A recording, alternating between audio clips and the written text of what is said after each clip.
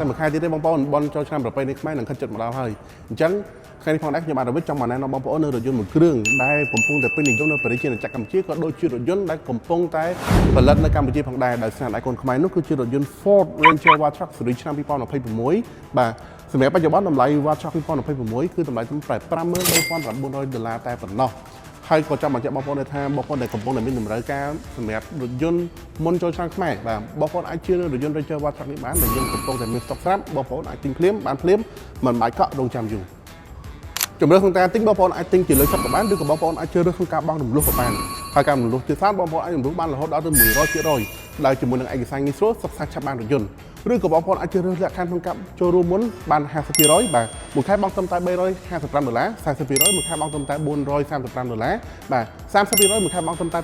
$517ហើយនិង20%មួយខែបង់ត្រឹមតែ$602មួយទៀតនោះគឺការចូលរួមរហូតដល់ត្រឹម10%បាទបងប្អូនបង់មួយខែត្រឹមតែ$678និងការបង់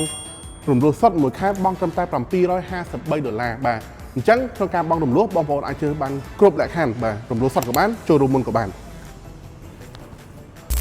អញ្ចឹងនៅចាំដល់ណាទេបងប្អូនរថយន្តមានស្តុកស្រាប់ទិញភ្លាមបានភ្លាមសម្រាប់ Ranger Wildtrak ស៊េរីឆ្នាំ2026នេះបញ្ជាក់តម្លៃមួយសាទៀតគឺ$53,900ហើយបងប្អូនដែលកំពុងចំណាំអារម្មណ៍ក្នុងការបង់រំលោះបងប្អូនអាចធ្វើការទំនាក់ទំនងមកខ្ញុំបានឥឡូវនេះដើម្បីធ្វើការពិគ្រោះយោបល់ក្នុងការបង់រំលោះក៏ដូចជាកក់សិក្សាដើម្បីធ្វើការបង់រំលោះបានរថយន្តមុនចូលឆ្នាំខ្មែរនឹងមកដល់ខាងមុខនេះអញ្ចឹងជាចុងក្រោយបងប្អូនអាចធ្វើការតាក់ទងមកខ្ញុំបាននៅតាមលេខទូរស័ព្ទខាងក្រោមនេះឬក៏បងប្អូនអាចធ្វើការទំនាក់ទំនងតាម Telegram បាទដើម្បីសុំព័ត៌មានបន្ថែមពីខ្ញុំបាទរវិតជាចុងក្រោយខ្ញុំបាទរវិតសូមអរគុណសូមគោរពលា